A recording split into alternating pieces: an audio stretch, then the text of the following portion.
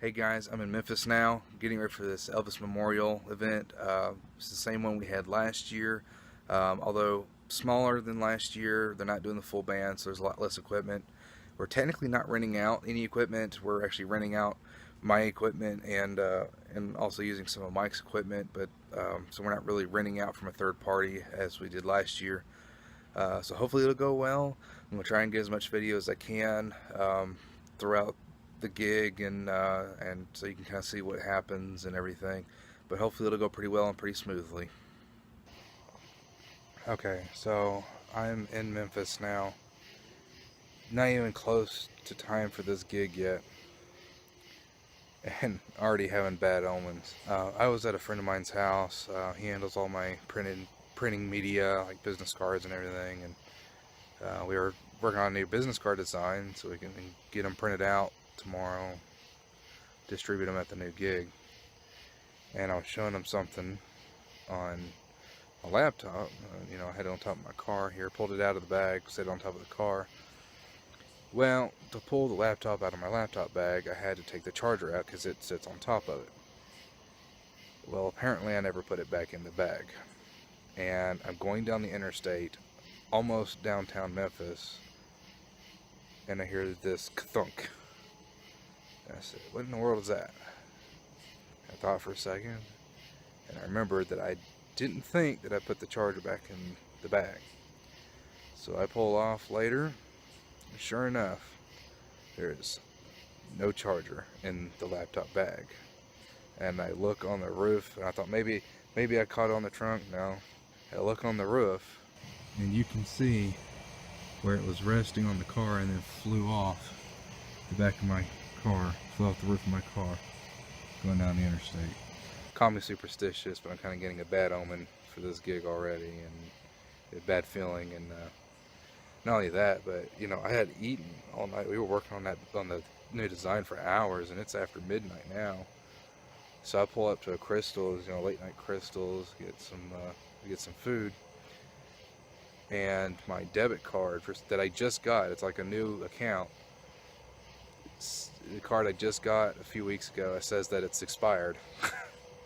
So I'm not feeling good about this one. But we'll see what happens this weekend, and maybe I'll fill you in with a few other things as we get closer to this gig. Alright, it is Monday morning, August 13th, the day of the event. We are headed in the direction of downtown Memphis to the Peabody Hotel. And I'm actually going to stop off a couple places when I'm being breakfast. Thankfully we don't have to worry about dinner tonight. Miss Marion, the lovely lady who is the event host, supplies dinner for us at the hotel. We get our own little private room for me and my crew, and we get our own little dinner. And this year she's promised us dessert, because they were apparently supposed to do that last year and didn't. But so that's a nice little treat. But so far everything's actually okay. Don't want to jinx myself, but as I showed before, my laptop charger is on 240 somewhere, and but thankfully, I realized that my dad's old laptop, I've been staying with my mom and dad, and his old laptop that he doesn't really use anymore, they just use it as the home computer, takes the same charger. So I was like, hey, you mind if I use it? And he said, yeah, sure, go ahead. Also, thank you to my dad. He's let me borrow a couple things. Other than that, a little furniture dolly, because apparently I'm going to be getting there before Mark and Garfield will be with the rest of the equipment. So, and I really don't have to wait on them to start hauling equipment in. Hopefully nobody breaks into my car, considering I won't have anybody to guard it. But so I'm going to be using that, and then he's also said I could use his little cooler here and half a pack of bottles for us, because last year water was a big issue for us. We got a couple of water bottles, and I thought that we could, we'd be able to get a hold of water while we were there, And no, we had to pay several dollars. I mean, I don't think it was like $5 a bottle of water, and you know, otherwise we had to refill our current bottles out of the bathroom faucet. So I'm making sure that, you know, ahead of time I've got about 10 bottles of water. Hopefully that'll last us through the day and the night, because it is very hot and humid. But hopefully they'll have the air conditioner running pretty well upstairs, because I just remember we got really hot last year, which is also why I'm wearing my yellow t-shirt. I have my nice little polo with me, but I don't want to get all sweaty in it. You know, I'll change into it later. So I am stopping off for some breakfast, and I guess I'll see you guys when we get to the event.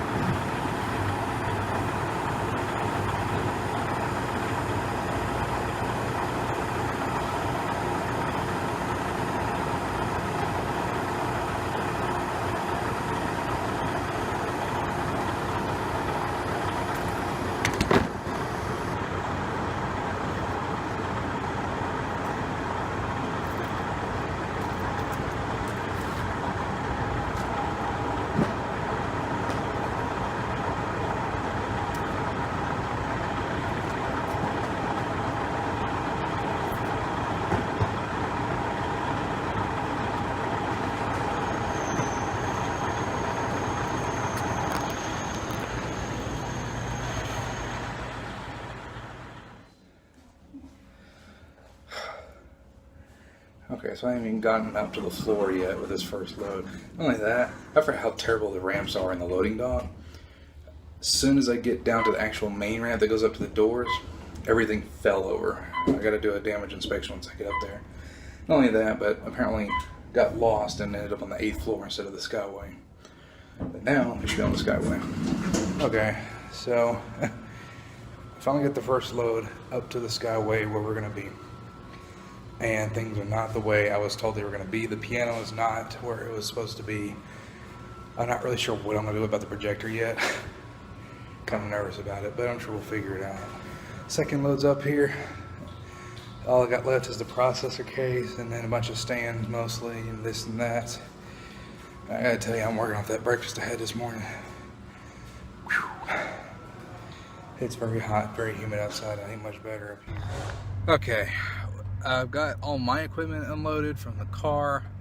Really need to get a van. I'm worried about the toll hauling all this equipment in this little sedan is taken, but got it all emptied. I tell you what, man, this, you know, this is a nice hotel. It's a very old hotel if you're familiar with the Peabody in Memphis, but man, I gotta tell you, it is a logistical nightmare. I mean, trying to get in and out of there, trying to get equipment in and out of it is just terrible. I mean, I've had equipment falling over multiple times trying to get up the ramps. I mean, it's just terrible. I'm trying to park the car now. I do not get free parking, unfortunately. I've got to find a place. What the hell is happening here?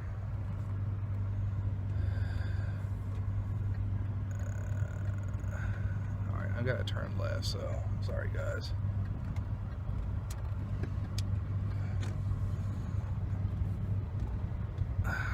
Okay, I guess they're painting lawns or something in the street. I'm trying to find a place to park right now.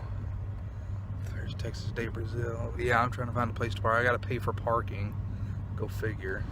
Oh man, but I'm not looking forward to this, honestly.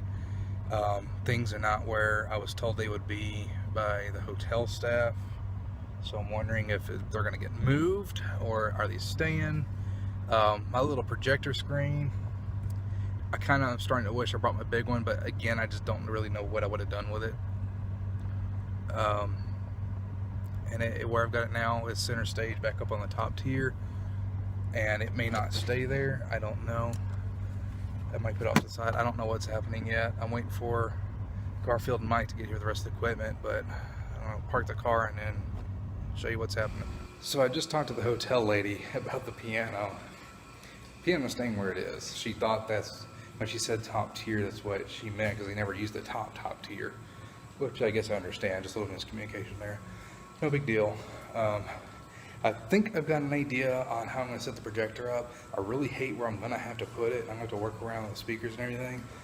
I've got limited room for speakers and the like, and I'm going to figure something out. I'm going to pull some audio magic out of my hat here. So I'm curious how that goes. But right now I'm waiting on the stupid elevators again to go back down to loading dock and meet Mike and Garfield to load up the rest of the equipment, which is taking forever. I've been here for 5 minutes so far. See, the problem is that they're also renovating several floors, hotel rooms and stuff. So that combined with the regular hotel staff, it's taking forever. They're just constantly in use. So hopefully we find something soon.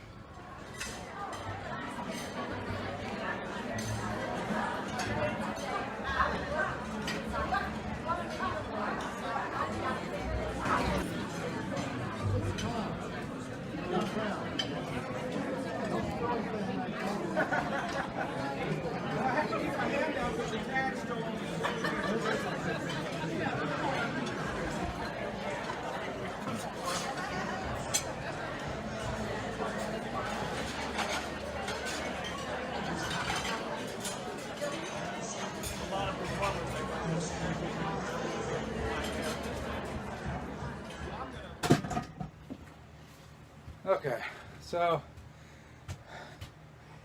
I just now got back from Memphis from doing that Elvis Memorial gig, and wow, is all I can say. That was probably one of the most stressful gigs I've ever done.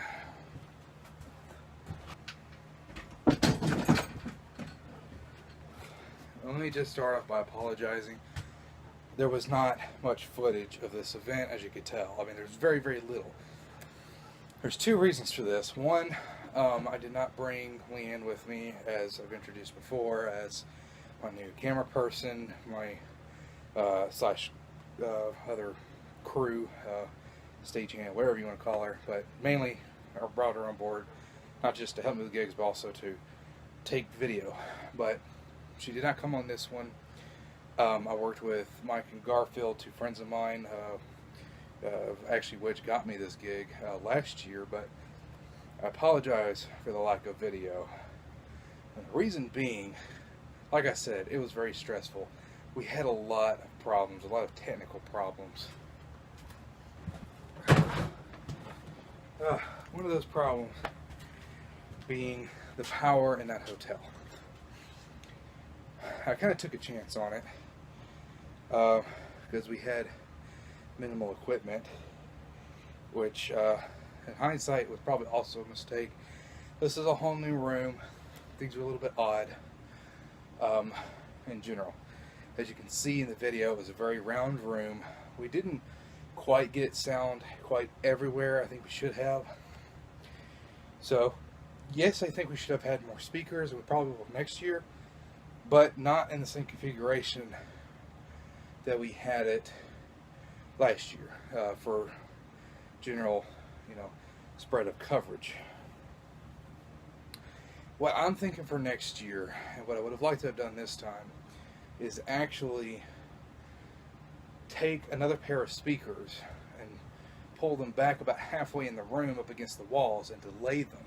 So that way it still sounds like the sound is coming from the stage, but you have better coverage, but also closer coverage. Because the problem really was not so much coverage as it was equal volume. And because of the awkwardness of the room, the size of the room, I think the volume thing was the major problem. Depending on where you were sitting, how close to the speaker you were sitting, the people in the back corner couldn't really hear, especially Miss Marion, because she has a very soft voice, and it was very hard to try and most times if she spoke, she was sitting in front of the speaker, so I could only turn up the gain on that microphone so much before I started getting really bad feedback. But if I had another set of speakers that were closer, about halfway in the room, that were closer to these people in the back corners, I wouldn't have to turn it up so much. I wouldn't have to turn the gain up on the mic so much and have a problem with as much feedback, because it'll be right there. So that's something I needed to do next time. But again, one of the problems we had with the power at the hotel, it introduced a lot of interference and noise. With both of my wireless microphone systems, the main microphone that we were supposed to be using was the Shure wireless microphone that I've used at all my gigs. The secondary backup was the Freeboss that I just got, which I know from testing.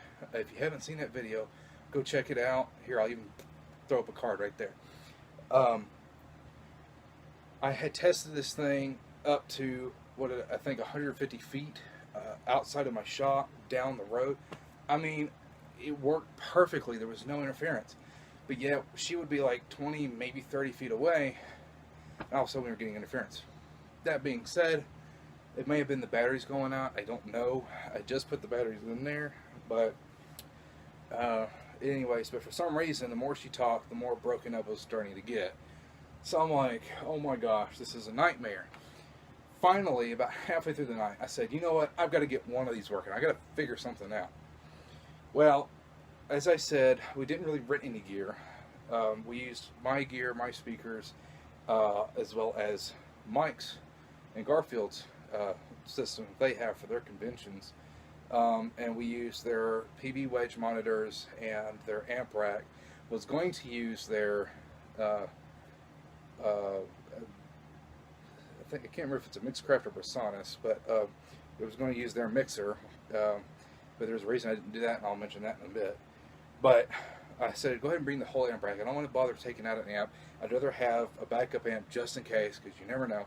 Didn't have a problem with the amplifier, but I'm really glad we brought that whole amp case and put it backstage, because what I ended up doing, even though everything of mine was on a power conditioner, on one of my power conditioners, right at the electrical box, I did not realize, I'll say, go ahead and say this is probably my fault, but at the same time, there's probably no solution in this room for this.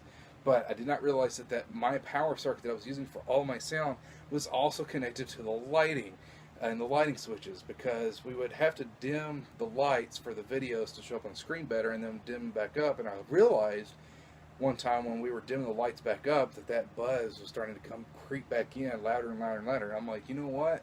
That's one of the problems. But I know dirty power is also a problem, because that Shure microphone was making a really bad buzz sound, even though it was on the same circuit as everything else, except for the mixer board. That was the main thing. I didn't have enough power cable to go along with the snake all the way around the room to the mixer, and the only thing that needed to be on that circuit was the mixer. But I should have done it. I'm added to the list. I'm going to get about 100 feet, 150 feet really, of extension cables, probably like 350 footers, just for that reason. And what I've decided, but what I ended up doing to fix that problem for this event, you can't really see me, can you? what I've ended up doing to fix the problem for this event is I took it off of my power line that I had everything else plugged into, and I plugged the power conditioner that was in the case already. I plugged it into my power conditioner ultimately, and then plugged the Shure wireless microphone only into that power conditioner, and no noise. It's a Furman power conditioner. I still love these things. You know, I always say it's best to have your own circuit, and it still is. It really is. We'll probably get a distro box next year so we can have our own line without interference.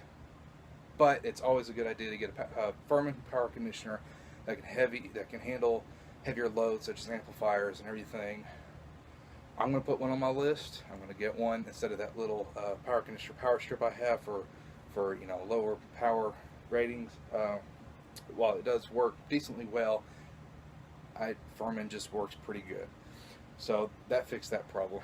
Let me go to some more equipment. Here was another issue. Was this guy right here? Albeit, in the grand scheme of things, was a minor issue. That's an 80-inch screen. It's 6 foot wide, and that's an 80-inch screen, 6 foot wide. And I thought it would be, you know, a little small for the room. I get there and I forget how big this room is because there are no measurements online. I'll tell you that right now because I tried to double check that. But so I could fit in the car, and but you know, I set it up.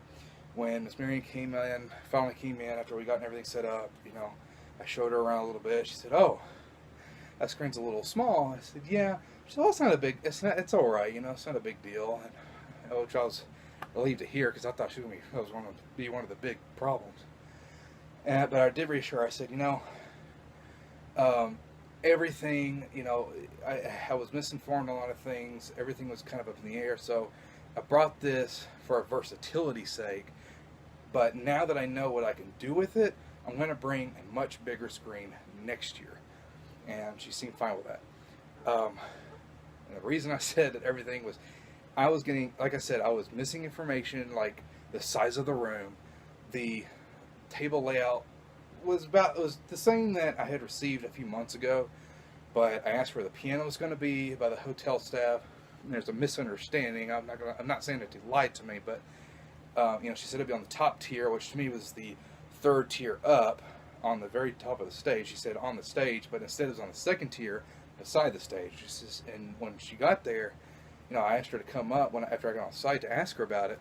She said, "Oh, well, this is what I always think of the top tier because we don't ever put anything above that." Okay, I understand that, no problem. We can work with that. First of all, nobody ever used the piano. We went ahead and mic'd it up just in case, but nobody ever used it. Not a big deal. But it was just a whole bunch of misinformation. A lot of the material I was asked to get, I sat down with Miss Marianne, the hostess of she's the one that's been hosting this event for many, many years, for about 40 years now. And so you know, she said that last year was just no bueno. And that was the fault of who was supposed to be, I mean, that was, I'm not going to even say. But it wasn't our fault, but she was not happy about it. So I said, "Look, you know, I want to help you out." So I went to Memphis several months before, sat down with her in person in her home, and we went over things. I said, "What is the procession of the event? What do I need? What would you like to see?" Took notes. I got all the videos. I got all the songs. I even got things you know, that she only asked for songs. I got the videos for just in case, because, you know, a little extra eye candy. Half of the stuff didn't even get used. There was a lot of stuff that was thrown in last minute that nobody even knew about. A lot of material I was asked to use last minute. One thing I was supposed to be getting that I never did get was a video it was supposed to be a video with a photo slideshow of a certain somebody that had passed away this year. It was a memorial video to him, but somebody was supposed to make a video of a slideshow with included music.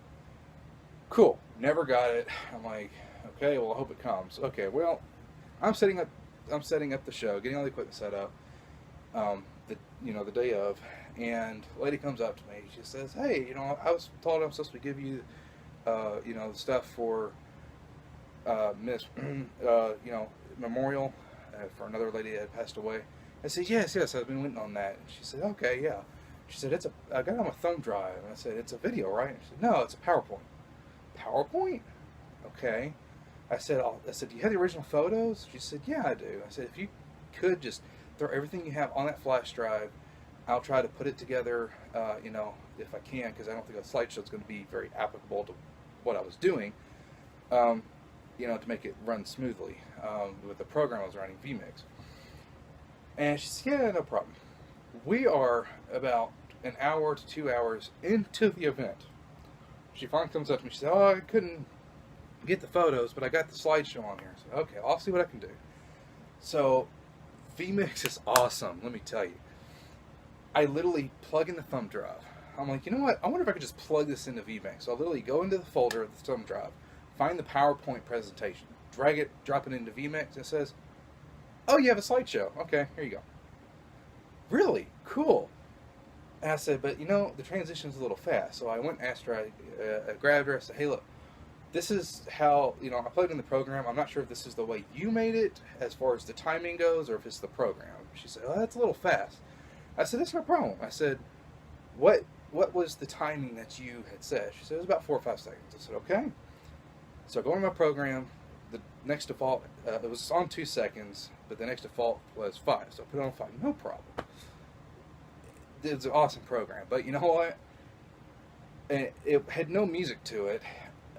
She had another gentleman that was going to be singing with a backing track from his iPad over that slideshow, and the slideshow was supposed to be just as long as his song. Well, with the way I said it, 5 seconds, his song ended about halfway through the slideshow, and he told me that he was going to sing a second song before the next memorial video, and I said, okay. So I just let this. So when he announced he's going to sing another song, he said, and I'm like, okay, well, might as well just let this play through then. So I'll let the slideshow play through. He sings the song. The slideshow ends just a little bit before his song ends, but it was almost perfectly timed. It was all great and everything. And then Miss Miriam gets on the microphone and she said, I am so sorry. I really apologize. This slideshow was supposed to end because I know this song was dedicated to Mr. and my face just turned bright red. I'm like, okay, I know this is not my fault. The way I took it a little personally as she was saying it was my fault, but she later said, I went up to apologize to her after the show. I was like, I hadn't known, I never would have done it. She said, oh no, it's not your fault. I didn't mean to make it seem that way. She's a really nice lady, and she's no problem whatsoever. She said that I know the situation. They were told to give you a specific file type, and they gave you this at the very last second. It's not your fault. Oh my gosh, that was such relief. But at the end of the show, but I mean, that just, as soon as she said that, I'm like, oh my gosh. So that was a big problem, and I'm like, you have to understand, I aim for perfection. Am I going to get it? Probably not. But I mean, we had so many difficulties, so many problems. The video, the projector, for some reason, now I have a new laptop that I use for video projection. And the old laptop I had a VGA output, and the projectors I use have VGA inputs. So, everything worked fine, dandy, looked crystal clear, great. Well, the new laptop I have has an HDMI only output, but I've got several HDMI converters, including a powered one. So I put the powered one on, put it on my Cat 5 VGA line that I had made myself, that I've used so many times. It had worked perfectly, no problem. For some reason, that adapter does not like that Cat 5. When I use it with a short, like 6 to 10 foot length of factory VGA cable, no problem. For some reason, that Cat 5 did not like it. I don't know if that's because it's not shielded or what. I don't know what the deal is. But it ended up putting a ghosted image in there. The PSAV people had already rented out all the AV staff for the hotel had already rented out all the cables. we had nothing we could do. We were too short on time. I said, you know what? I did a few. I dropped the resolution a little bit. I changed the refresh rate. Just made little adjustments. It looked better, but still not great. It's still not perfect. But you know, I did some test videos because the videos that I'm showing are like made in the 70s, right? So they're not going to be high def, anyways. But I played these videos. They looked fine. I mean, they looked decent. And nobody, unless you were really looking for it, would notice. So that worked out too. I'll get some more stuff. My Seismic audio, I think SA-12P, something like that. They're power 12-inch subs. I got them specifically for this event, but I know I was going to use them in other events. For instance, the first time I used them was actually at a March event. Like I said, I still don't have the video footage for because it's all corrupted on an Android phone. Thanks, Android. But I used them as, I put them under my Alto TS212s on a sub pole mount and used them as monitors. The DJs loved them. They were great. Sounded good. Got a little extra bass on the stage, even though we had 4 QRX 218s up there. But they sounded phenomenal. But like I said, I got them specifically for this event in Memphis. And yes, the room was a little bit larger than I anticipated, but I knew there was not going to be a full band or anything. I just wanted to get these things to give a little bit more low end throughout the room. Oh my gosh, they performed beautifully. They filled in that low end and made it sound so crystal clear. And for the acoustic sets and everything, and the backing tracks, I mean, it was perfect. So I definitely love these things. I did an unboxing video for these and a general review for these things. I suggest you go check it out. And I'll tell you what, I'll throw another card up there. So go check that. Go check that out. Like I say, there's a very good subs for small events, karaoke. Acoustics, they're really good for acoustic sets and backing tracks, you know, for small gigs. Monitors, I use them as monitors. Go check them out, they're pretty good. And don't forget, if you like them, hit us up and we'll make you a deal. And here's my processor that I have used all the time at any gigs possible now. And yes, I used them for this small gig as well. Worked perfectly. I mean, it makes such a difference. Even if I'm using an analog mixer or console, no matter what the gig is, it just makes me be able to tune everything so precisely without really any extra audio interference or signal interference. You know, it keeps it really clean, crystal sound. Love it. I want to tell you a little story about this. Take a good look at it because I don't want to sit here and hold it. So, okay, anyways. So the thing with the mixer, like I said, I originally was going to use the Mixcraft or Personas mixer. So it was the Soundcraft mixer. That's what it was. I was going to use the Soundcraft mixer that Mike had because I was going to got it for him. I found it for him, and we got it for a convention that also helped staff. And anyways, so I was going to use that mixer because I knew it worked well. I knew it was clean. But I was like, you know what? I don't want to just trust one thing. So again, I brought backup. And boy, am I glad I did.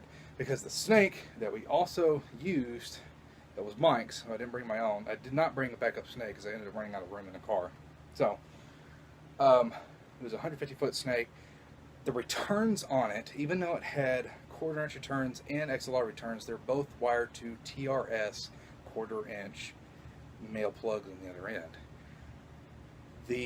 And I know we have used that snake with that mixer before, but for some reason, the life of me, I can't remember how we did it, because I'm going to end up changing the ends, but the main mix outs on the Soundcraft were XLR only. It had monitor out TRS and it had effects out TRS. It had main left and right inserts TRS, which wouldn't help me. But the main outs were not TRS. They were XLR only. So I was like, oh my gosh, this is also part of the problem. After we're already having problems setting up before we even getting into the event. I'm like, oh my gosh. I said, you know what? And I brought my solder kit, which actually is still out there, but I need it for another project I'm working on anyways. But I got a little box, fold-up box, got a bunch of it's like a little toolbox or something. Anyways, my solder kit. It's like, I got my solder kit. Said, I've got some pigtails that I made for my processor. I don't need them in this event, so I'll take those ends off, slap them on 2 of the returns for my main left and right on the snake. I was like, oh my gosh. I go out, all the way out to the, actually, I had to park valet because I was not going to park 2 blocks down. So I had to valet park my car. So I go down there, I asked the valet, I said, hey, you need to go grab my car, I got to get something out of it. He said, okay, no problem. So after waiting for the valet, you know, he pulls the car up, I open the trunk, I get the soldering kit out, and I went ahead and grabbed my mixer. I was like, just in case, I want to get everything I think I'm going to need in my car. So I grab all that stuff, and he takes the car back. Get back up there, I'm like, you know what, I don't want to deal with setting up my soldering iron, waiting for it to heat up, unsoldering these ends, resoldering it, and unsoldering the TRS connections, and then resoldering the XLR to the snake, and oh my gosh, it would just take too long. So I was like, you know what, I think my mixer has XLR and TRS outputs on the main outputs, and guess what, it did. So I unplugged the snake from the Soundcraft mixer, unplugged it, and plugged it into the my PV20. In my opinion, not as good as a mixer, but it would work. Instead of having 4 auxiliary outputs, it's only got 2. It doesn't, I mean, it does have inserts, but you don't have as modification with your inserts and your inputs and all that good stuff as you would the Soundcraft. But for this gig, it did enough. But you know what? It had TRS outputs, so I switched it, plugged those bad boys into the PV, and guess what? I actually lucked out because something I didn't think about was because we would have singers. We would have a cappella singers with backing tracks, and then singers playing acoustic guitar and or piano, which obviously didn't happen. But I was like, I had no vocal effects, you know. And one of the a cappella singers even came up to me, and she said, "Hey, you know, could you put a little reverb on my voice? You know, just make it sound decent." I'm like, "Yeah, I could." And I'm thinking in my mind, I'm like, "Oh my gosh, how am I going to do this?" And I was like, I knew that there was an Elise's vocal effects in that rack backstage, but I was like, I really didn't want to use it. I didn't even know if it worked. We had never used it before. It was just there when they bought the system. It was a used system originally. And I'm like, wait a minute, the PV has a built-in effects processor in it. Well, when I say effects processor, it's got a built-in effects board, whatever you want to call it. But I can adjust the timing on the effects, so if it's reverb, delay, echo, anything like that. I can adjust the timing, I can adjust the gain level, I can adjust the output to the, I could trade it on the main, I could put it on the, as an insert to the channel, and then adjust the level on each channel as an insert. Oh my gosh, it worked perfectly. I had 3 different microphones that were being used by all the different singers, and I was able to adjust independently how much reverb I wanted on each one. Worked perfectly. So I'm actually glad I brought that PV. I'm not getting rid of it because it's just too good to have. And I believe my little Behringer that I use for, which is actually at my friend at Leanne's house right now, but that little Behringer I have that I use for small DJ gigs or on stage inputs, if you would, for smaller gigs, smaller events. I think it has an effects board built into it too, but I'm not 100% sure. I know the new Behringer mixers do, and the new Behringer mixers still not high end, but not bad. So anyways, I think that's it for this one. I think we've gotten through all the kinks. Let me see if we can go through everything. So I would say it was a success, but we had a lot of issues. We had the video issue, we had the microphone issues with feedback, with buzzing and not being on the dirty power. We had issues with inputs. We had issues with the media we were given, and timing, and misinformation, disorganization. I mean, it was just a lot of things that just, and I'm not really blaming anybody.